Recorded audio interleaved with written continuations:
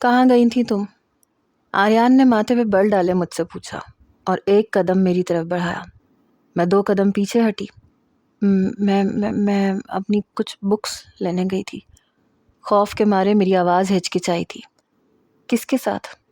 لہجہ سخت ہوا تھا۔ میں نے جواب نہیں دیا۔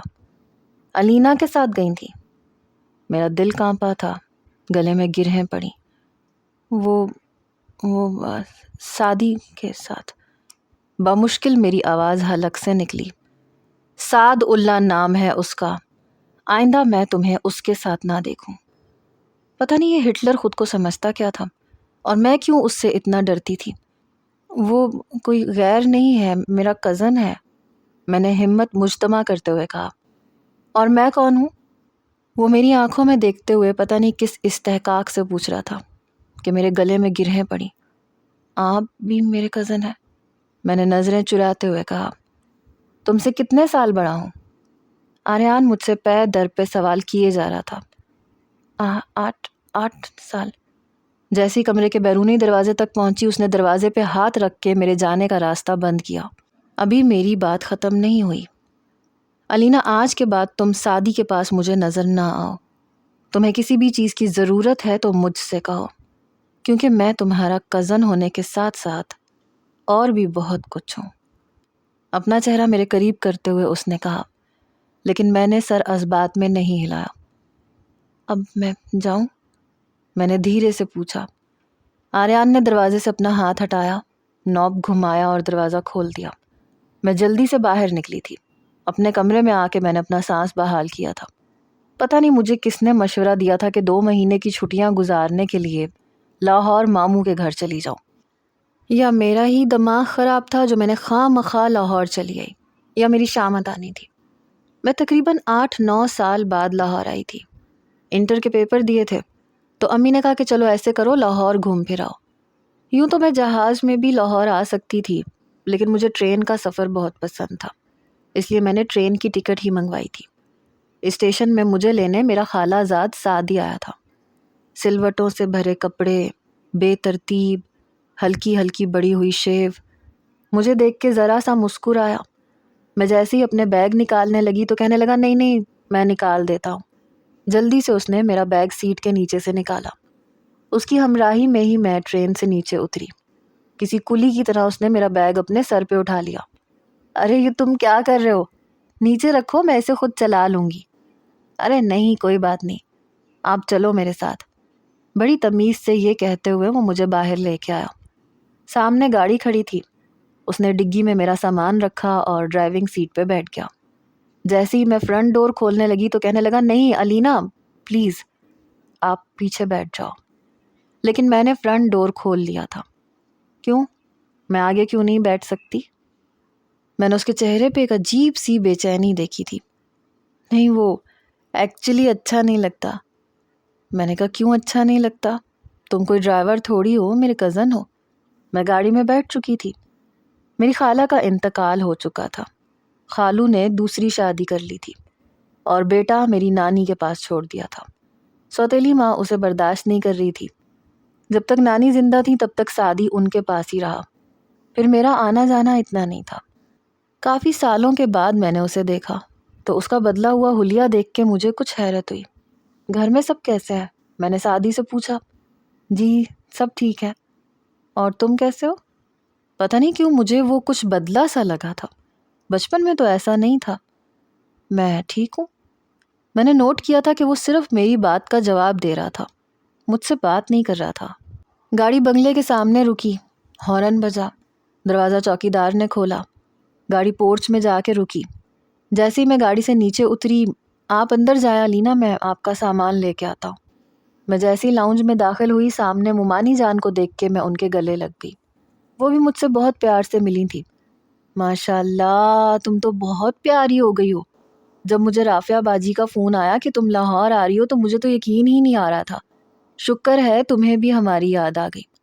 ممانی مجھ سے گلے ملی، میری والدہ کی خیریت پوچھنے لگی۔ تب تک سعدی میرا بیگ لے کے آ گیا تھا۔ ممانی یہ علینا کا بیگ کہاں رکھوں؟ سعدی کو دیکھ کے ممانی کے ماتھے پہ بل پڑے۔ میرے سر پہ تو رکھو گے نہیں، ظاہر ہے گیسٹ روم میں رکھو گے۔ جاؤ گیسٹ روم میں رکھ دو۔ ممانی کا لہجہ ترش ہوا تھا۔ وہ بڑی خاموشی سے میرا بیگ لے کے سامنے کمرے میں چلا گیا۔ عجیب شخص ہے، انسان اپنی عقل ہی استعمال کر لیتا ہے مگر نہیں۔ مجھے محسوس ہوا جیسے سعدی کے ساتھ ممانی کا رویہ اچھا نہیں ہے۔ علینا بیٹا تم فریش ہو جاؤ، آریان بھی آنے والا ہوگا، پھر ہم لنچ کریں گے۔ تمہیں دیکھ کے تو آریان حیران رہ جائے گا۔ میں اپنے کمرے میں گئی تو سعدی بیگ رکھ چکا تھا۔ فوراً کمرے سے باہر نکل گیا۔ میں نہا کے فریش ہو کے جب باہر آئی تو سامنے ٹیبل پہ کھانا لگ چکا تھا۔ ممانی اور ماموں کے ہمراہ میرا کزن آریان بھی بیٹھا تھا۔ میں نے مشترکہ سب کو سلام کیا۔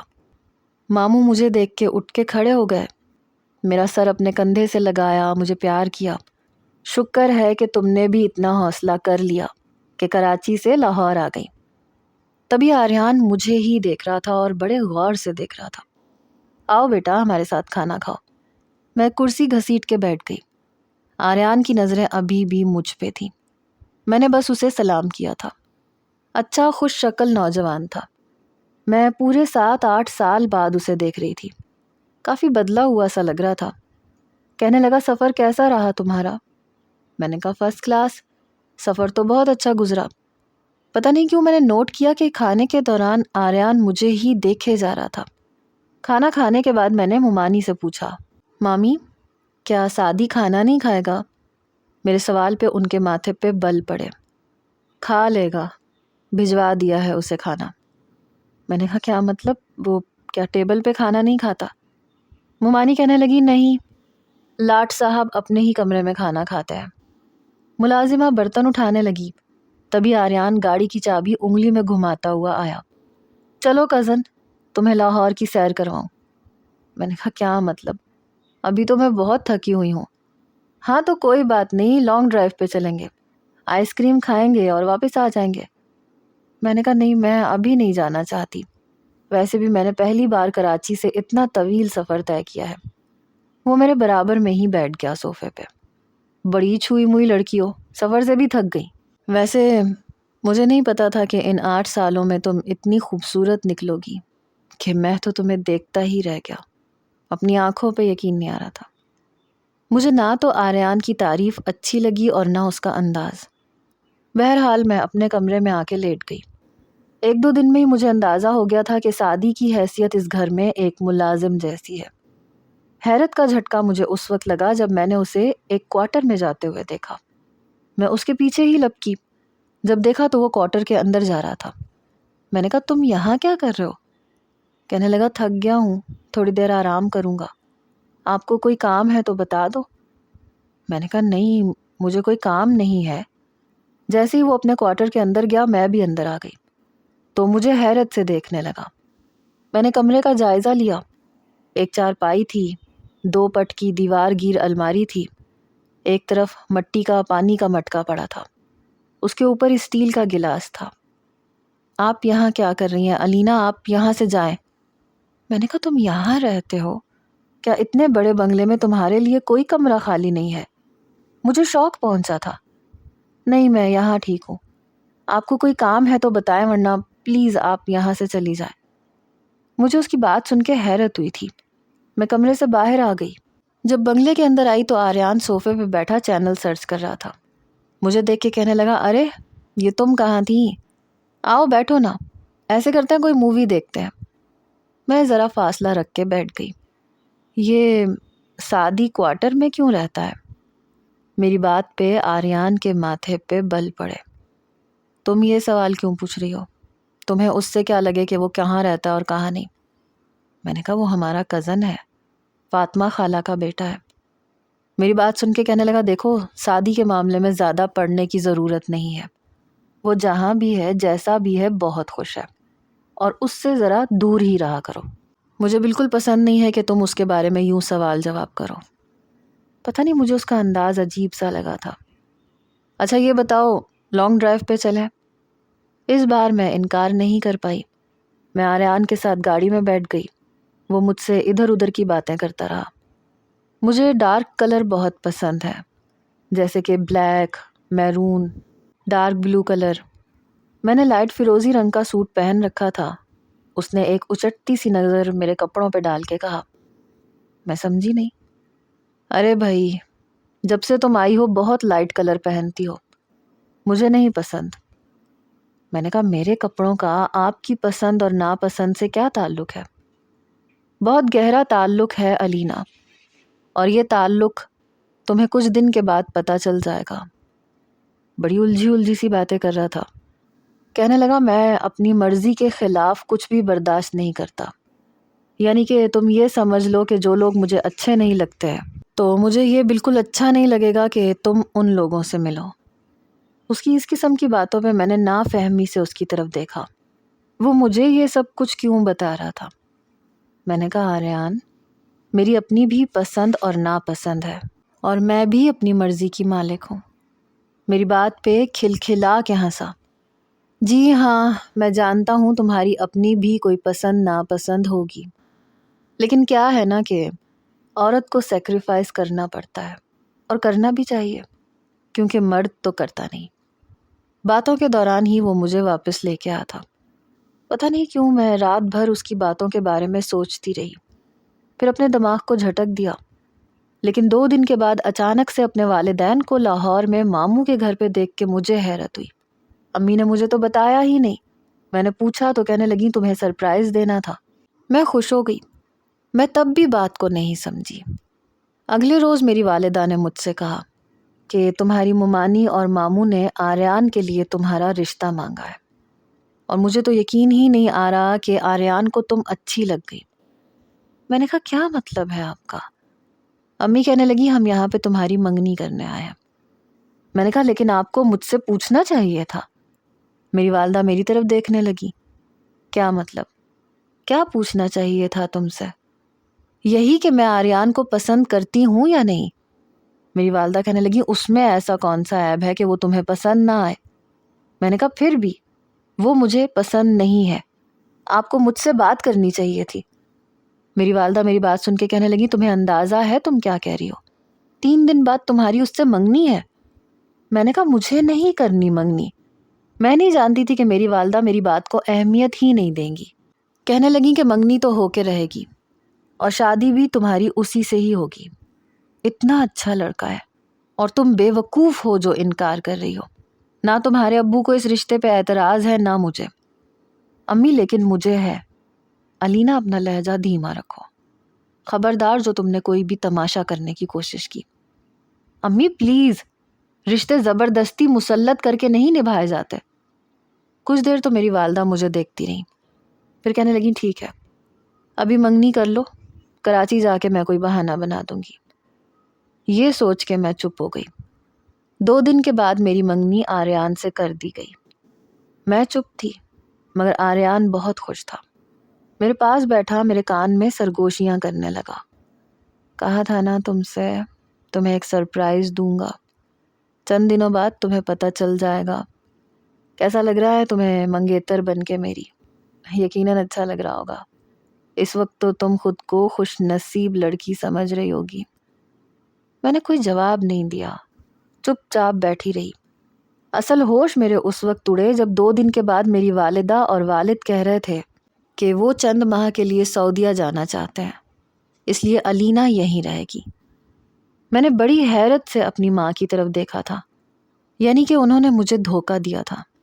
وہ تو مجھ سے کہہ رہی تھی کہ کراچی جاتے ہی موقع دیکھ کے انکار کر دیں گی۔ میرے والد کہنے لگے کہ ہمیں شاید 4-5 ماہ لگ جائیں گے، اور پھر آتے ہی ہم الینا کی شادی کر دیں گے۔ میں نے ناشتہ بھی ٹھیک سے نہیں کیا، اور میں اپنے کمرے میں آ گئی۔ میری والدہ جب میرے کمرے میں آئیں تو میں نے کہا امی، آپ میرے ساتھ ٹھیک نہیں کر رہی۔ آپ نے مجھ سے کیا کہا تھا؟ آپ نے کہا تھا کہ چپ چاپ منگنی کر لو، آپ انکار کر دیں گی۔ میری والدہ کہنے لگی تمہارا دماغ خراب ہے، میرا نہیں ہے۔ میں بھلا اتنے اچھے رشتے سے کیوں انکار کرنے لگی؟ آریان بہت اچھا لڑکا ہے۔ میں نے کہا آپ کو نہیں پتا کہ وہ کیسا ہے، مجھے وہ اچھا نہیں لگتا۔ میری والدہ کہنے لگی کہ تم کوشش کرو گی تو وہ تمہیں اچھا لگ جائے گا، کیونکہ زندگی تم نے اسی کے ساتھ گزارنی ہے۔ وہ تمہیں بہت پسند کرتا ہے، محبت بھی کرتا ہے تم سے۔ میں نے کہا کیا اس کا مجھے پسند کرنا یا مجھ سے محبت کرنا کافی ہے؟ کیا میرا اسے پسند کرنا ضروری نہیں ہے؟ میری والدہ کہنے لگی لڑکیوں کا کیا ہے، انہیں تو ویسے بھی اس شخص سے محبت ہو جاتی ہے جو اسے چاہتا ہے۔ میں نے کہا یہ ضروری نہیں ہے، مجھے نہ تو آریان اچھا لگا ہے نہ ہی اس کی عادات، اور اگر آپ کو اپنے ہی کسی خاندان میں میری شادی کرنی ہے تو سادی سے کرتے ہیں۔ میری بات سن کے میری والدہ کہنے لگی دماغ تو خراب نہیں ہو گیا تمہارا؟ ارے اس لڑکے کے پاس ہے ہی کیا، رہنے کے لیے اپنا گھر تک نہیں ہے، وہ تو جعفر بھائی کے رحم و کرم پہ پل رہا ہے۔ بہرحال بہتر ہے کہ تم آریان کو پسند کر لو، اپنے باپ کا اکلوتا بیٹا ہے، سارا بزنس اس نے سنبھال رکھا ہے۔ پتہ نہیں میری والدہ کی باتیں مجھے قائل کیوں نہیں کر پا رہی تھیں۔ وہ جا چکی تھی اور آریان نے میری زندگی کو اجیرن بنانا شروع کر دیا تھا۔ علینا یہ کیا رنگ پہن رکھا تھا تم نے؟ مجھے سخت چڑ ہے لائٹ کلرز سے، جاؤ جا کے کپڑے تبدیل کر کے آؤ، اور آؤ آج تم میرے ساتھ میرے دوستوں کی پارٹی میں بھی جاؤ گی۔ میں نے کہا میں کیوں جانے لگی؟ تو وہ میرے پاس آ گیا، اس لیے کہ تم میری منگیتر ہو۔ میں نے کہا منگیتر ہوں، بیوی نہیں ہوں۔ یہ کہہ کے میں کمرے سے باہر آئی۔ باہر ماموں بیٹھے تھے، ممانی بھی تھی۔ میں نے کہا ماموں میں یہاں پہ کمپیوٹر کے کچھ شارٹ کورسز کرنا چاہتی ہوں۔ اس سے پہلے کہ ماموں کوئی جواب دیتے میری ممانی کہنے لگی اس کی کیا ضرورت ہے، ویسے بھی چند ماہ بعد تمہاری شادی آریان سے ہو جانی ہے، اور مجھے لڑکیوں کا زیادہ پڑھے لکھا ہونا پسند بھی نہیں ہے، اور نہ ہی آریان تمہیں اس چیز کی اجازت دے گا۔ تبھی آریان بھی کمرے سے باہر آ چکا تھا۔ میں نے کہا کیا مطلب ہے آپ کا؟ میں کرنا چاہتی ہوں کمپیوٹر کورسز، اور مجھے ابھی آگے بھی پڑھنا ہے۔ جیسے امی اور بابا واپس آئیں گے میں کراچی جاؤں گی اور اپنی تعلیم مکمل کروں گی۔ لیکن آریان میرے برابر میں آ کے کھڑا ہو گیا۔ یہ تم کیا میری امی سے بحث کر رہی ہو؟ چند ماہ بعد تمہاری مجھ سے شادی ہے، اور مجھے زیادہ با اعتماد اور پڑھی لکھی لڑکیاں اچھی نہیں لگتی، اور آج کے بعد میں تمہیں امی کے ساتھ بحث کرتے ہوئے نہ دیکھوں۔ نہ میری ممانی نے اسے کچھ کہا نہ ماموں نے۔ میں اپنے کمرے میں آ گئی۔ دوپہر کو میری ممانی کہنے لگی اب تم فارغ ہی بیٹھی رہتی ہو، ایسا کرو کچن میں آیا کرو، آریان کی پسند کے کھانے بنانے سیکھو۔ پتہ نہیں کیوں مجھے یہ سب کچھ اچھا نہیں لگ رہا تھا، نہ ممانی، نہ ماموں کا رویہ، نہ آریان کا مجھ پہ حق جمانا۔ مجھے سمجھ نہیں آ رہی تھی کہ میں کیا کروں۔ میں نے دوپہر کو کھانا بنایا اور پورا وقت ممانی میرا سر کھاتی رہی۔ میرا جی چاہ رہا تھا کہ میں یہاں سے کہیں بھاگ جاؤں۔ شام کے وقت میں باہر لان میں آ کے بیٹھ گئی۔ میں نے دیکھا کہ سعدی باغ کو پانی دے رہا تھا، ساتھ ساتھ گنگنا رہا تھا۔ بلیا کی جانا میں کون، نہ میں مومن وچ مسیتا، نہ میں وچ کفر دی ریتا، نہ میں پاکاں وچ پلیتا، نہ میں موسیٰ نہ فرعون۔ بلیا کی جانا میں کون، نہ میں وچ پلیتی پاکی، نہ وچ شادی نہ غمنا کی، نہ میں آبی نہ میں خاکی، نہ میں آتش نہ میں پون۔ بلیا کی جانا میں کون۔ اس کی آواز بہت اچھی تھی۔ میں نے اپنی آنکھیں بند کر لیں اور میری آنکھوں سے آنسو بہنے لگے۔ اتنی بے بس اور مجبور تو میں کبھی نہیں ہوئی تھی کہ کسی کے اشاروں پہ ناچوں۔ میں اس شخص کے لیے اپنے آپ کو مکمل طور پہ بدل لیتی جسے میرا دل چاہتا۔ کچھ دیر کے بعد مجھے لگا جیسے کسی کا سایہ میرے سامنے کھڑا ہے۔ کیا بات ہے علینا، آپ رو کیوں رہی ہیں؟ سعدی کی آواز تھی۔ شاید مجھے دیکھ کر ادھر آیا تھا۔ میں نے آنکھیں کھولیں اور اپنے آنسو صاف کیے۔ تمہیں کیا لگے اگر میں رو بھی رہی ہوں تو تم کیا کر لو گے؟ کیا میرے آنسو صاف کر سکتے ہو؟ کیا مجھے آریان سے بچا سکتے ہو؟ میری بات پہ وہ کچھ حیران نظروں سے مجھے دیکھنے لگا۔ میں نے کہا تم کچھ نہیں کر سکتے، اس لیے کہ تم خود اس گھر کے غلام ہو۔ یہ کہہ کے میں اندر چلی گئی اور وہ وہیں کھڑا مجھے دیکھتا رہ گیا۔ شام کو مجھے تیار ہونا پڑا۔ جب آریان اپنے آفس سے واپس آیا تو مجھے بلیک کلر کے کپڑوں میں دیکھ کے اس کے چہرے پہ مسکراہٹ آئی۔ میں سوچ رہی تھی کہ مجھے اسے قبول کر لینا چاہیے۔ میں بہت لائٹ میک اپ کر کے تیار ہوئی تھی اور ہمیشہ لائٹ میک اپ ہی کرتی تھی۔ ارے لپسٹک تو ڈارک لگا لو اور زیادہ پیاری لگو گی۔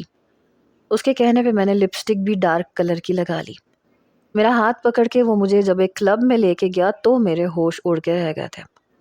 میں نے کہا یہ آپ مجھے کہاں لے کے آئے ہیں؟ میں سمجھی تھی وہ مجھے کسی ریسٹورنٹ میں لے کے جائے گا۔ کہنے لگا انجوائے کرنے میں اکثر یہیں آتا ہوں۔ آؤ نا تمہیں اپنے دوستوں سے ملواتا ہوں۔ اس کے دوست اس وقت نشے میں جھوم رہے تھے۔ ڈانس فلور پہ بہت سے لڑکے لڑکیاں بے ہنگم میوزک لگائے ناچ رہے تھے۔ مجھے بے حد افسوس ہو رہا تھا۔ میرا ہاتھ پکڑے وہ مجھے ڈانس فلور پہ لے گیا، میری کمر پہ ہاتھ رکھا۔ مجھے ایسے لگا جیسے مجھے کرنٹ لگا ہو۔ میں نے کہا یہ کیا بدتمیزی ہے آریان، چھوڑے مجھے ڈانس نہیں کرنا۔ او ہو کیا بور لڑکی ہو تم، مجھے پریشان مت کرو، تمہیں وہ سب کچھ کرنا پڑے گا جو مجھے پسند ہے۔ میں آریان سے اپنا آپ چھڑوا رہی تھی لیکن وہ مجھے اپنی گرفت میں لے چکا تھا۔ میرے ساتھ تھوڑی تھوڑی گستاخیاں کرنے لگا۔ بے اختیار میں نے اسے دھکا دیا اور باہر آ گئی اور پھوٹ پھوٹ کے رونے لگی۔ میں اس قسم کی لڑکی نہیں تھی کہ اس طرح کی محفلوں میں جاتی۔ آریان جب کلب سے باہر نکلا تو بہت غصے میں تھا۔ کہنے لگا یہ کیا حرکت کی ہے تم نے؟ میں نے کہا مجھے گھر واپس جانا ہے۔ مجھے یوں روتا دیکھ کے وہ کچھ سنبھل گیا تھا، مجھے گھر لے کے آ گیا۔ پوری رات میں روتی رہی۔ اگلی صبح ناشتے کے بعد آفس جانے سے پہلے وہ کہنے لگا کہ آئی ایم سوری، مجھے نہیں پتا تھا کہ تم اتنا گھبرا جاؤ گی، لیکن تمہیں یوز ٹو ہو جانا چاہیے۔ میں نے کوئی جواب نہیں دیا، وہ جا چکا تھا۔ مجھے سمجھ نہیں آ رہی تھی کہ میں کیا کروں۔ کھانا بنانے کے بعد بھی میرے پاس کرنے کے لیے کچھ بھی نہیں تھا، اس لیے سوچا کہ کچھ کتابیں لے آؤں۔ میں سعدی کے ساتھ بک سٹال پہ جا کے کتابیں لے کے آئی اور کتابیں لینے میں اس نے میری مدد بھی کی۔ تب مجھے پتا چلا کہ سعدی نے BS کمپیوٹر کر رکھا ہے۔ میرے لیے یہ بات حیران کن تھی۔ میں نے کہا کہ تم پھر یہاں کیا کر رہے ہو؟ کوئی اچھی سی جاب کیوں نہیں کر لیتے؟ کہنے لگا نانی کی زندگی جب تک تھی اس لیے یہ بھی کر لیا، ورنہ شاید اتنا بھی نہ کرتا۔ ماموں نے گھر کے چھوٹے موٹے کاموں پہ لگا لیا، جاب کرنے کی اجازت ہی نہیں دی۔ میں نے کہا اگر تم کوشش کرو تو جاب کر سکتے ہو اور تمہیں یہاں غلامی کرنے کی بھی ضرورت نہیں ہے۔ میرے سارے ڈاکیومنٹس آریان کے پاس ہیں، کئی بار مانگے ہیں لیکن اس نے دیے ہی نہیں۔ کہتا ہے کہ جو کہوں بس وہی کیا کرو۔ میں نے کہا تم اپنی ڈگریوں کی دستاویز دوبارہ بھی حاصل کر سکتے ہو۔ تو اس نے گہری سانس لی۔ اس کے لیے مجھے FIR کٹوانی پڑے گی کہ میرے دستاویزات گم ہو گئے ہیں اور پھر مجھے ڈپلیکیٹ ڈاکیومنٹس مل سکتے ہیں، لیکن اگر یہ خبر ماموں تک پہنچی تو میری شامت آ جائے گی۔ مجھ سے تو میرا لیپ ٹاپ تک چھین لیا گیا کہ کہیں میں آن لائن کچھ نہ کر لوں۔ ہاتھ میں کچھ نہیں ہے، جیب خالی ہے، بس 2 وقت کی روٹی مل جاتی ہے۔ میں اس کی بات سن کے حیران تھی۔ پھر کہنے لگا مجھے ایسے لگتا ہے جیسے آپ آریان سے منگنی کر کے خوش نہیں ہیں۔ میں نے کہا ہاں نہیں ہوں، لیکن اگر نہیں بھی ہوں تو تم میرے لیے کیا کر سکتے ہو؟ کچھ بھی تو نہیں، تم تو خود مجبور اور بے بس ہو۔ تب تک گاڑی بنگلے کے اندر داخل ہو چکی تھی۔ میں نیچے اتری تو سامنے ہی لاؤنج کے بیرونی دروازے پہ آریان جیبوں میں ہاتھ ڈالے کھڑا تھا، ماتھے پہ بل تھے۔ مجھے دیکھتے ہی اندر چلا گیا۔ جب میں اپنے کمرے میں آئی تو وہ بھی میرے کمرے میں آ چکا تھا۔ مجھ سے کہنے لگا کہاں گئی تھی اور سعد اللہ کے ساتھ کیوں گئی تھی؟ آج کے بعد میں تمہیں اس کے ساتھ نہ دیکھوں۔ میں اس شخص کی ان باتوں کی وجہ سے تنگ آ چکی تھی۔ ایک بار میں رو رہی تھی اور اپنے کمرے کی گیلری میں کھڑی تھی، تبھی نیچے کھڑا سعد مجھے دیکھ رہا تھا۔ جیسے ہی میری نظر اس پہ پڑی تو جلدی سے اپنی نظریں جھکا گیا۔ میں جلدی اٹھ گئی تھی، ناشتہ کرنے کا میرا موڈ نہیں تھا۔ میں باہر لان میں ٹہلنے لگی۔ تب وہ گاڑی صاف کر رہا تھا، مجھے دیکھ کے میرے پاس آ گیا۔ کیا بات ہے، اتنا روتی کیوں ہیں آپ؟ میں نے کہا میری قسمت ہی ایسی ہے۔ کیا کسی اور کو پسند کرتی ہیں؟ اس نے دوسرا سوال کیا، حالانکہ میری زندگی میں کوئی نہیں تھا۔ میں نے کہا اگر میں کرتی بھی ہوں تو تم کیا کر سکتے ہو؟ کہنے لگا اگر وہ آپ کے ساتھ مخلص ہے، آپ کو اپنانا چاہتا ہے تو میں آپ کی مدد کر دیتا ہوں۔ سعد کی بات نے مجھے چونکا کے رکھ دیا تھا۔ کیا مطلب تم میری کیا مدد کر سکتے ہو؟ کہنے لگا میں آپ کو یہاں سے بھگانے میں آپ کی مدد کر سکتا ہوں۔ اگر وہ لڑکا اچھا ہے، واقعی آپ کو اپنانا چاہتا ہے، دھوکہ نہیں دے گا، تو میں آپ کی مدد کر سکتا ہوں۔ میں آپ کو باحفاظت اس تک پہنچا سکتا ہوں۔ بڑی رازداری میں مجھ سے یہ بات کہہ رہا تھا۔ میں نے کہا اور تم میرے لیے یہ سب کچھ کیوں کرنا چاہتے ہو؟ میرے سوال پہ اس نے گہری سانس لی۔ اس لیے کہ میں آپ کو خوش دیکھنا چاہتا ہوں۔ اس کا جواب بڑا عجیب تھا۔ میں نے کہا کیوں؟ میرے آنسو تمہیں تکلیف دیتے ہیں؟ ہاں، یہی سمجھ لیں کہ آپ کے آنسو میرے اندر حشر برپا کر دیتے ہیں۔ بس 1 منٹ لگا تھا مجھے۔ ہاں، میں کسی اور کو پسند کرتی ہوں اور مجھے تمہاری مدد بھی چاہیے۔ کہنے لگا آپ اس سے پوچھ لیں، اس سے ساری بات کر لیں، پھر میں آپ کو اس تک بحفاظت پہنچا دوں گا۔ 2-3 دن کے بعد میں نے اس سے کہا کہ رات کو تم مجھے ریلوے اسٹیشن لے جانا۔ وہ تیار ہو گیا۔ رات کو جب سب سو گئے تو میں اس کے ساتھ گھر سے باہر نکل چکی تھی۔ ہم دونوں پیدل ہی نکلے تھے۔ اس نے مین روڈ پہ جاتے ہی ایک رکشہ رکوایا اور مجھے لے کر لاہور کے اسٹیشن پہ آ گیا۔ کہنے لگا کہاں ہے وہ لڑکا؟ میں نے کہا وہ کراچی میں ہے، تم مجھے کراچی تک چھوڑ دو پلیز۔ کہنے لگا اس طرح تو میں پھنس جاؤں گا، میں تو سمجھا تھا کہ وہ لینے آئے گا۔ میں نے کہا اگر تم میری مدد نہیں کر سکتے تھے تو حامی کیوں بھری تھی؟ اس نے اپنی جیب میں سے پیسے نکالے، شاید ٹکٹ کے پیسے پورے نہیں تھے۔ میں نے اپنے پرس میں سے پیسے نکال کے اسے دیے۔ میں نے کہا 2 ٹکٹس خرید لو۔ اس نے جلدی سے 2 ٹکٹس خریدی۔ ہم لوگ ٹرین میں بیٹھ گئے۔ میں نے دیکھا کہ وہ بہت پریشان تھا۔ میری خاطر اس نے اتنا بڑا قدم اٹھا تو لیا تھا، لیکن شاید یہ سوچ رہا ہوگا کہ اب اس کا ٹھکانہ کون سا ہو سکتا ہے۔ بہرحال اگلے روز تک ہم کراچی پہنچ گئے تھے۔ حالانکہ میرے پاس گھر کی چابی تھی، لیکن پھر بھی میں نے اس سے کہا کہ ہم دیوار کود کے اندر جائیں گے۔ صبح صبح کا وقت تھا، کوئی بھی گلی میں موجود نہیں تھا جو ہماری اس حرکت کو دیکھتا۔ کہنے لگا وہ کیوں؟ میں نے کہا اس لیے تاکہ کسی کو پتہ نہ چل سکے کہ ہم اندر رہ رہے ہیں۔ بہرحال دیوار کود کے ہی ہم دونوں اندر گئے تھے۔ جب رات کو گلی میں اندھیرا چھا گیا تو میں نے سعد کو بیرونی دروازے کی چابی دی۔ میں نے کہا کہ تم کود کے جاؤ اور کھانے پینے کا کچھ سامان لے کے آ جاؤ۔ جو پیسے میرے پاس تھے میں نے اسے دے دیے۔ کہنے لگا وہ آپ کا بوائے فرینڈ نہیں آیا؟ میں نے کہا ہاں وہ بھی آ جائے گا۔ بہرحال وہ تھوڑا بہت راشن لے کے آ گیا تھا اور پھر باہر سے تالا لگا کے دیوار سے کود کے ہی اندر آیا تھا۔ 2 دن گزر گئے تھے۔ اب وہ بے حد پریشان تھا۔ کئی بار مجھ سے پوچھ چکا تھا کہ کب آئے گا وہ لڑکا، اور میں جان بوجھ کے اس کے سامنے فون پہ یوں ہی باتیں کرنے لگتی۔ ایک بار میں نے اس سے کہا کہ وہ دبئی جا چکا ہے، وہ 1 مہینے بعد آئے گا۔ یہ سن کے سعد مجھے حیرت سے دیکھنے لگا۔ کہنے لگا 1 مہینہ ہم کیسے انتظار کر سکتے ہیں؟ آپ جانتی ہیں آریان ہم دونوں کی تلاش میں لگ چکا ہوگا۔ مجھے اپنی پرواہ نہیں ہے علینا، لیکن وہ آپ کو بھی نقصان پہنچا سکتا ہے۔ میرا کیا ہے؟ میری زندگی کی کسی کو کوئی ضرورت نہیں ہے۔ میں مر بھی گیا تو بھی کوئی فرق نہیں پڑے گا۔ وہ جو کچھ کر رہا تھا میرے لیے کر رہا تھا۔ اس سے اچھا زندگی کا ہم سفر مجھے اور کہاں مل سکتا تھا۔ میں نے کہا پلیز بس 1 مہینے کے لیے مجھ سے نکاح کر لو۔ میری بات پہ وہ اور بری طرح سے گھبرایا۔ نہیں میں نہیں کر سکتا، میں یہ نہیں کر سکتا، سوری۔ میں رونے لگی۔ خدا کے لیے بس 1 مہینے کے لیے۔ بڑی مشکل سے میں نے اسے آمادہ کیا۔ مسجد میں جا کے ہم نے نکاح کر لیا۔ گھر کے باہر تالا ہی لگا رہا۔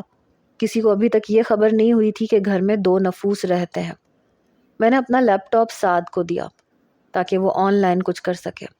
تھوڑا بہت کام تو وہ کر رہا تھا، لیکن ظاہر ہے کہ اتنی جلدی تو ممکن نہیں تھا کہ وہ گھر کے اخراجات اٹھاتا۔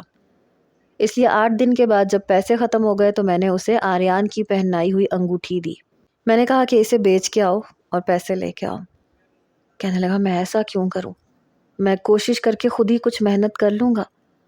میں نے کہا میرے نزدیک اس انگوٹھی کی کوئی اہمیت نہیں ہے، اگر یہ ہمارے کام آ جاتی ہے تو کیا حرج ہے۔ وہ انگوٹھی واپس کر کے آ گیا اور گھر کا راشن لے آیا، اتنا کہ ہمیں 15 دن باہر نکلنے کی ضرورت نہیں تھی۔ وہ زیادہ تر ایک کمرے میں بیٹھا لیپ ٹاپ کے ساتھ ہی لگا رہتا تھا۔ میں اس کے کمرے میں آ گئی۔ سعد تمہیں کھانے میں کیا پسند ہے؟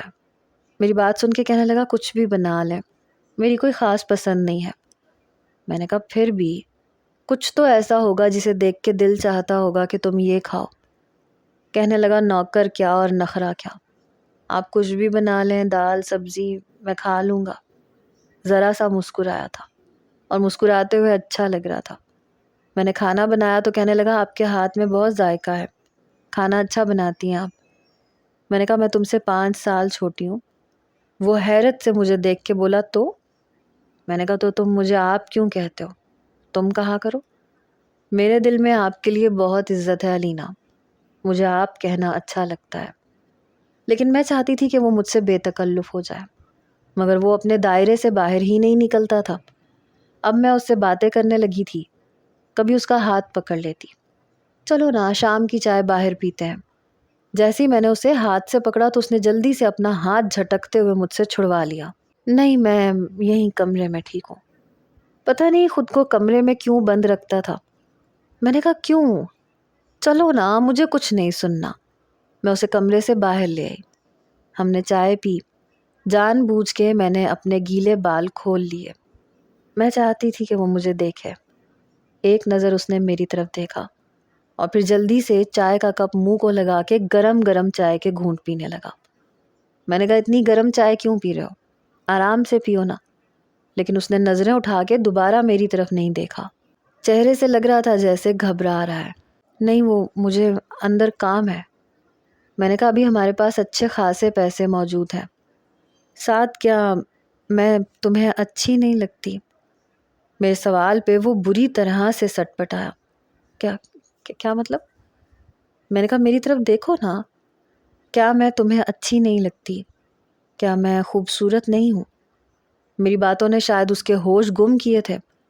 دیکھیں، مجھ سے اس طرح کی باتیں مت کریں. یہ کہہ کے وہ خالی کپ سامنے ٹیبل پہ رکھ کے اندر کمرے میں چلا گیا. اپنے کمرے کا دروازہ بھی اندر سے بند کر لیا. مجھے وہ اچھا لگنے لگا تھا، بلکہ بہت زیادہ. میری بہت عزت کرتا تھا. میں چاہتی تھی کہ سارے فاصلے ختم ہو جائیں، اور یقیناً وہ تو پہل کر نہیں سکتا تھا. پتہ نہیں کس بات سے ڈرتا تھا. شاید سمجھتا تھا کہ میری زندگی میں کوئی اور ہے، اس لیے مجھے کسی امانت کی طرح سے سمجھتا تھا. رات کے وقت جب میں اس کے کمرے میں آئی تو وہ بے خبر بیڈ پہ سو رہا تھا. میں نے تکیہ درست کیا اور اس کے برابر میں لیٹ گئی. اپنی آنکھیں بند کیں اور اس کا ہاتھ پکڑ لیا. وہ ابھی بھی گہری نیند میں ہی تھا. میں بھی آنکھیں بند کر کے سو چکی تھی. صبح جب میری آنکھ کھلی تو وہ صوفے پہ بیٹھا ہوا تھا. ماتھے پہ بل تھے اور کافی گھبرایا ہوا لگ رہا تھا. میرے بال کھلے ہوئے تھے. میں نے جوڑا بناتے ہوئے کہا کیا ہوا؟ اتنے پریشان کیوں لگ رہے ہو؟ کہنے لگا آپ میرے کمرے میں کیا کر رہی ہیں؟ میں نے کہا ڈر لگ رہا تھا اس لیے تمہارے کمرے میں آ گئی. اب ڈر لگے گا تو انسان کیا کرے گا؟ کسی نہ کسی کا ہاتھ تو پکڑنے کو دل چاہتا ہے نا. میری بات سن کے کہنے لگا وہ لڑکا کب آئے گا؟ میں نے کہا آ جائے گا جب اس نے آنا ہوگا. میں نے لاپرواہی دکھائی. اچھا بتاؤ ناشتے میں کیا کھاؤ گے؟ کچھ نہیں، بس ایک کپ چائے. میں نے کہا ایسے کیسے؟ خالی ایک کپ چائے، اس سے پیٹ تھوڑی بھر جاتا ہے. آج کل میں جان بوجھ کے اپنے بالوں کو کھلا رکھتی تھی، اور آج شام کو میں نے میک اپ بھی کر لیا. جب رات کے کھانے کے لیے وہ اپنے کمرے سے باہر آیا تو مجھے دیکھ کے حیران ہوا. میں ٹیبل پہ بیٹھی تھی. اس نے جلدی سے پلیٹ میں سالن ڈالا، دوسری پلیٹ میں روٹی رکھی اور دونوں پلیٹیں اٹھا کے کمرے میں جانے لگا. تم کہاں جا رہے ہو؟ میرے سوال پہ کہنے لگا میں کھانا کمرے میں کھا لیا کروں گا. میں جانتی تھی مجھ سے کترانے کی کوشش کر رہا ہے. میں اس کے پاس آ گئی، اس کی کلائی پکڑ لی اور اسے ٹیبل پہ لے آئی. یہاں بیٹھ کے کھایا کرو، میں تمہیں کھا نہیں جاؤں گی. میری بات سن کے کہنے لگا آپ تیار کیوں ہوئی ہیں؟ میں نے کہا ایسے ہی، میرا دل چاہ رہا تھا. تمہیں اچھا نہیں لگا؟ لیکن اس نے پھر جواب نہیں دیا. وہ لڑکا کب آئے گا؟ جب اسے کچھ نہیں سوچتا تھا تو یہ سوال کرنے لگتا تھا. کیوں؟ اگر وہ نہیں آیا تو تم مجھے اپنا لوگے؟ مجھے دیکھ کے کیا تمہیں کچھ ہوتا ہے سعد؟ میرے سوال پہ اس نے کھانا وہیں چھوڑ دیا. مجھے کچھ بھی نہیں ہوتا، میں کب تک یہاں پڑا رہوں گا؟ آپ پلیز اس لڑکے سے کہیں کہ یہاں آئے. بڑے سخت لہجے سے یہ کہہ کے اپنے کمرے میں چلا گیا. آج جب میں رات کو اس کے کمرے میں آئی تو دروازہ اندر سے لاک تھا. یہ دیکھ کے مجھے بڑا غصہ آیا. اگلے روز جب میری آنکھ کھلی تو وہ اپنا ناشتہ بنا رہا تھا. میں نے کہا یہ کیا کر رہے ہو؟ مجھے دیکھ کے گھبرا گیا. کہنے لگا نہیں کچھ بھی نہیں. میں اس کے پاس آ گئی. روز ناشتہ میں بناتی ہوں، آج خود کیوں بنا رہے ہو؟ تاکہ میرے اٹھنے سے پہلے کمرے میں بند ہو جاؤ، اندر سے کمرہ لاک کر لو. میری بات پہ اس نے نظریں نہیں اٹھائیں. کیا میں اتنی بری لگتی ہوں تمہیں؟ یہ کہتے ہوئے میری آنکھوں میں آنسو آئے اور میرے آنسو شاید اسے تڑپا کے رکھ گئے تھے۔ نہیں نہیں علینا، پلیز، ایسی بات نہیں ہے، بس یہ ہے کہ آپ میری نہیں ہے نا، کسی کی امانت ہے۔ ساتھ میری زندگی میں کوئی لڑکا نہیں ہے۔ میں نے تم سے جھوٹ بولا تھا کیونکہ مجھے آریان سے شادی نہیں کرنی تھی، مجھے تم اچھے لگتے تھے۔ یہ سن کے اس نے بڑی حیرت سے مجھے دیکھا۔ یعنی کہ آپ مجھے دھوکہ دے رہی تھی علینا؟ آپ کو اندازہ ہے آپ نے میرے ساتھ کیا کیا ہے؟ میں نے کہا ہاں، تم سے محبت کی ہے۔ یہ کہتے ہوئے میں اس کے قریب آئی، لیکن وہ پیچھے ہٹ چکا تھا۔ میں کل ہی آپ کو واپس لے کے جاؤں گا۔ میں یہاں پہ صرف آپ کو آپ کی محبت کے پاس پہنچانے آیا تھا، آپ کے ساتھ زندگی گزارنے نہیں، اور نہ ہی میں گزاروں گا، سن لیا آپ نے؟ میں اس کا جواب سن کے حیران تھی۔ سعد، آئی لو یو، یہ کہہ کے بے ساختہ میں اس کے سینے سے لگ گئی۔ اس کا تیز دھڑکتا ہوا دل میری لمحے بھر کی رفاقت سے بے اختیار ہوا تھا۔ اس کے دل کی دھڑکن بڑھ رہی تھی، لیکن اگلے ہی لمحے میرے دونوں ہاتھ پکڑ کے اس نے مجھے پیچھے کیا اور جلدی سے کچن سے باہر نکل کے اپنے کمرے میں چلا گیا۔ جب میں کچن سے باہر آئی تو وہ کمرے سے باہر آ رہا تھا، چھوٹا سا بیگ پکڑ رکھا تھا جس میں اس کے کپڑے تھے۔ میں نے کہا کہاں جا رہے ہو تم؟ میں آپ کا ساتھ نہیں دے سکتا۔ میں نے اس کے ہاتھ سے بیگ چھینا اور ایک طرف پھینک دیا۔ میرا ساتھ نہیں دے سکتے تو یہ بات میری آنکھوں میں دیکھ کے کہو سعد، میں تمہاری بیوی ہوں، سچ سچ کہو کہ تمہیں مجھے دیکھ کے کچھ نہیں ہوتا، دل نہیں چاہتا میرے قریب آنے کو، بولو۔ ہاں، نہیں چاہتا میرا دل آپ کے قریب آنے کو، نہیں چاہتا۔ میں نے کہا بیوی ہوں میں تمہاری، تم سے چھوٹی ہوں، مجھے آپ مت کہا کرو، مجھے اس تکلف سے چڑ ہے، مجھے تم کہا کرو۔ یہ کہتے ہوئے میری آنکھوں میں آنسو آئے اور وہ نظر چرا رہا تھا۔ ادھر دیکھو میری طرف اور کہو کہ تمہیں مجھ سے محبت نہیں ہے۔ اس نے میری طرف نہیں دیکھا، نظریں جھکا کے بول رہا تھا، آواز میں دم نہیں تھا۔ البتہ اچانک سے بادل گرجے اور تیز بارش شروع ہو گئی۔ میں نے پوچھا تمہیں مجھ سے محبت نہیں ہے؟ ہاں بولا ہے نا نہیں ہے، تو پھر نہیں ہے، مجھے جانا ہے علینا۔ میں نے کہا آج نہیں جاؤ گے تم، اگر تم چلے گئے تو میں اپنی جان لے لوں گی۔ میری بات پہ اس نے میری طرف دیکھا۔ آپ جو چاہتی ہیں وہ ممکن نہیں ہے۔ ٹھیک ہے، مجھے بھی آزما لینے دو۔ میں نے لاؤنج کا دروازہ کھولا اور تیز بارش میں جا کے کھڑی ہو گئی۔ میری اس حرکت پہ وہ حیران تھا، کہنے لگا یہ کیا کر رہی ہیں آپ؟ میں نے کہا اگر تمہیں مجھ سے محبت نہیں ہے تو تمہیں فرق نہیں پڑنا چاہیے۔ میں تب تک یہیں کھڑی رہوں گی جب تک تم میری آنکھوں میں دیکھ کے یہ نہیں کہتے کہ تم مجھ سے محبت کرتے ہو۔ آپ بے وقوفی کر رہی ہیں، محبت زبردستی کا سودا تو نہیں ہوتا نا۔ میں نے کہا تمہاری آنکھوں میں جو کچھ میں نے دیکھا ہے وہ زبردستی کا سودا نہیں ہے۔ اگر تمہیں مجھ سے محبت نہیں ہے تو میرے جینے مرنے سے بھی کوئی فرق نہیں پڑے گا۔ اور اس کی بے چینی میں دیکھ چکی تھی۔ ٹھیک ہے، کھڑی رہیں، مجھے کوئی فرق نہیں پڑتا، یہ کہہ کے وہ اندر چلا گیا۔ بارش تھی کہ ختم ہونے کا نام نہیں لے رہی تھی۔ صبح سے شام ہو گئی، میں وہیں کھڑی تھی۔ کئی بار اس نے کھڑکی کا پردہ ہٹا کے مجھے دیکھا اور پھر پردہ برابر کر دیا۔ رات کا اندھیرا چھا گیا تھا، شاید وہ بھی بے بس ہوا تھا۔ باہر آ گیا۔ علینا اندر چلیں، آپ بیمار پڑ جائیں گی۔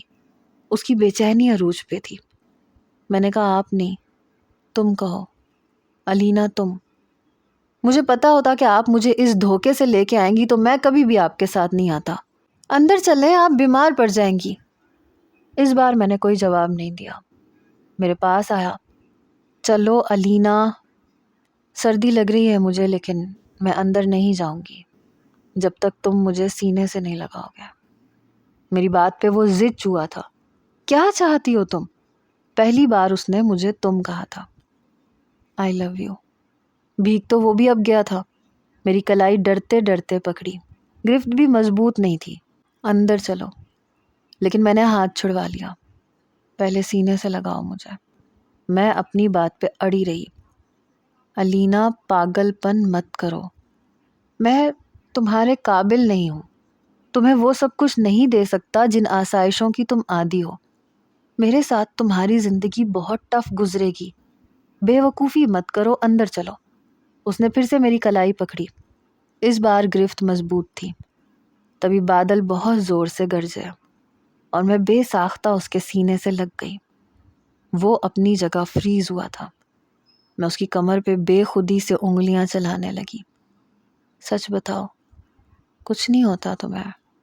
کیا تمہارا دل نہیں دھڑکتا میرے نام پہ سعد؟ شاید وہ بھی اب بے بس ہوا تھا، مجھے اپنے حصار میں لے چکا تھا۔ بہت ضدی لڑکی ہو، میری گردن پہ اپنے لب رکھ کے بولا، پھر مجھے گود میں بھر کے کمرے میں لے آیا۔ پہلی بار مجھے بڑی وارفتگی سے دیکھ رہا تھا۔ پتہ ہی نہیں چلا تیز بادلوں گرج میں کب ہم ایک دوسرے میں کھوتے چلے گئے۔ صبح مجھے ایسے لگا جیسے وہ بہت آہستگی سے میرا سر اپنے بازو سے ہٹانے کی کوشش کر رہا ہو۔ میں پھر سے اس کے ساتھ لگ گئی۔ اپنی آنکھیں کھول کے میں نے اس کی طرف دیکھا۔ وہ مجھے ہی دیکھ رہا تھا۔ نظروں کے تصادم پہ نظریں بدل گیا۔ اتنا ڈرتے کیوں ہو؟ تمہاری ہی بیوی ہو، اگر کس کرنے کا موڈ ہے تو کر سکتے ہو، مجھے برا نہیں لگے گا۔ اس کے سینے پہ اپنا سر رکھ کے میں نے کہا، تمہیں دیکھ کے لگتا نہیں تھا کہ اتنی بے شرم بھی ہو سکتی ہو۔ میرے کان کے پاس اس نے سرگوشی کی۔ اب اگر شوہر اتنا شرمیلا ہوگا تو بیوی کو تو بے شرم ہونا پڑے گا۔ میری بات پہ مسکرانے لگا اور میرے ماتھے پہ بوسہ دیا، پھر اپنے اندر زور سے بھینچا۔ ابھی تم نے میری بے خودی دیکھی نہیں ہے، لحاظ کر رہا ہوں تمہارا۔ اس کی بے خودی پہ میں نے مسکرا کے کہا، اب تو کہہ دو کہ مجھ سے محبت کرتے ہو۔ میری بات پہ کہنے لگا، پوری رات میرے کسی عمل سے تمہیں یہ نہیں لگا کہ کتنی محبت ہے تم سے؟ لفظوں سے سن کے کون سی تسلی چاہتی ہو؟ مجھے سننا ہے۔ میری فرمائش پہ کہنے لگا، پہلی ہی نظر میں تم اچھی لگی تھی، مگر کبھی سوچا نہیں تھا کہ میرا نصیب بن جاؤ گی۔ ابھی بھی ڈر لگتا ہے، پتہ نہیں تمہیں خوش رکھ سکوں گا ابھی کہ نہیں۔ میں بہت خوش ہوں۔ میری بات پہ مسکرانے لگا۔ 4-5 دن گزرے تھے کہ ایک اور طوفان ہماری زندگی میں آ گیا۔ گھر کا تالا کسی نے توڑا تھا اور اندر داخل ہونے والا آریان تھا۔ ہم دونوں کو ایک ساتھ دیکھ کے کہنے لگا، کہاں چھپ رہے تھے تم لوگ مجھ سے؟ کیا سمجھا تھا کہ میں تم لوگوں تک پہنچ نہیں سکتا؟ میں جلدی سے سعد کے پیچھے چھپ گئی۔ سب سے پہلا پنچ اس نے سعد کے منہ پہ مارا۔ تمہاری اتنی ہمت کہ تم اپنی اوقات بھول جاؤ؟ اس نے سعد کا گریبان پکڑ کے بری طرح سے جھنجھوڑا۔ میں نے کہا، چھوڑو اسے آریان، میں نے شادی کی ہے اس سے۔ پہلی بار سعد نے اس کے دونوں ہاتھ پکڑ کے اسے پیچھے جھٹکا دیا۔ اپنا گریبان ایک لمحے میں چھڑوایا تھا۔ بہت ہو گیا آریان، بہت مار کھا لی میں نے تمہاری۔ اگر میرا گریبان پکڑا یا میری بیوی کی طرف دیکھنے کی کوشش بھی کی، میں تمہارا منہ توڑ کے رکھ دوں گا۔ سعد کا لہجہ پہلی بار میں نے اتنا سخت دیکھا تھا۔ تو تم میرے ساتھ زبان چلاؤ گے؟ وہ آگے بڑھا۔ اس سے پہلے کہ وہ سعد پہ ہاتھ اٹھاتا، سعد نے اسے مارنا شروع کر دیا اور وہ اسے بے سدھ مار رہا تھا۔ ہاتھ اٹھانا مجھے بھی آتا ہے، یہ مت سمجھنا کہ جو ہاتھ اٹھانا نہیں جانتا وہ صرف مار ہی کھا سکتا ہے۔ میری ہر چیز اپنے قبضے میں کرنے کا مطلب یہ نہیں ہے کہ تم نے مجھے اپنا غلام بنا لیا۔ بنا ڈگریوں کے بھی میں کمانا جان گیا ہوں اور میری بیوی میرا ساتھ دینے کو تیار ہے۔ آئندہ ہاتھ اٹھانے کی کوشش کی تو تمہاری آنکھیں نکال لوں گا۔ جتنا وہ آریان کو مار چکا تھا اس کے بھی ہوش ٹھکانے لگ چکے تھے۔ میں دیکھ لوں گا تمہیں، یہ کہتا ہوا وہ باہر چلا گیا۔ پہلی بار سعد کا یہ روپ دیکھا تھا میں نے۔ نانی کے انتقال کے بعد ماموں اور آریان نے اسے بہت دبانے کی کوشش کی تھی اور وہ اس انتظار میں تھا کہ کیسے اس کے ڈاکیومنٹس کی فائل اسے ملے اور وہ یہاں سے چلا جائے۔ وہ ساری زندگی سعد کو اپنا غلام بنا کے رکھنا چاہتے تھے۔ محبت میں بڑی طاقت ہوتی ہے اور سعد مجھے یہی کہتا ہے، علینا تم میری طاقت ہو۔ میرے والدین جب تک واپس آئے میں سعد کے ساتھ کرائے کے گھر پہ جا چکی تھی۔ زندگی میں اونچ نیچ تو چلتی رہتی ہے، لیکن اگر ہم سفر اچھا ہو تو مشکلیں آسان ہو جاتی ہیں۔ آپ کا کیا خیال ہے؟